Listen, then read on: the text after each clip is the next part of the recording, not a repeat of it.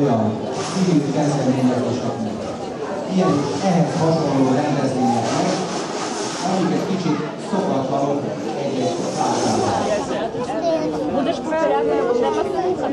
És amikor az almazenekar ezt a dalt tudja énekelni, akkor mi ezt a refrét fogjuk rá.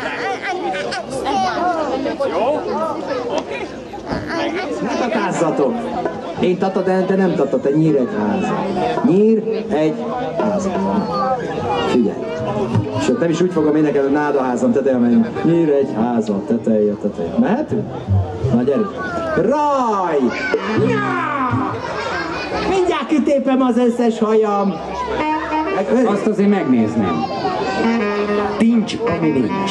Nincs, ami nincs. Fontosnak tartom ezt a rendezvényt, hiszen a Dal Egyesület elnöke és munkatársai sokrétű és eredményes tevékenységükkel évek óta egyre több fogyatékkal élő gyermekeknek és szüleiknek teszik szebbé, teljesebbé a mindennapjaikat.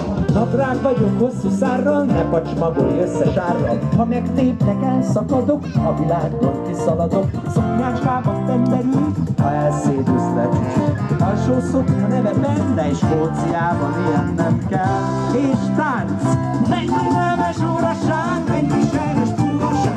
Szokni régni benne egy kabát, mennyi meleg szívbarát. Mennyi nemes óraság, mennyi sejres túlvaság. Szokni régni benne egy kabát, mennyi meleg szívbarát. Nem lehet itt, de azért nagyon nagy segítségünkre volt itt a Szabolcs-Szatmár-Bereg megyei önkormányzat is, hogy ez a program létrejöjjön.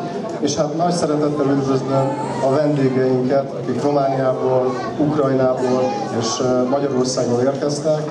Nagyon szeretném megköszönni a Transzkárpátián Regionális Centernek, ugye, ha jól mondom, a jelenlétét, és a Caritas Romániának is, és hát minden egyes vendégünknek.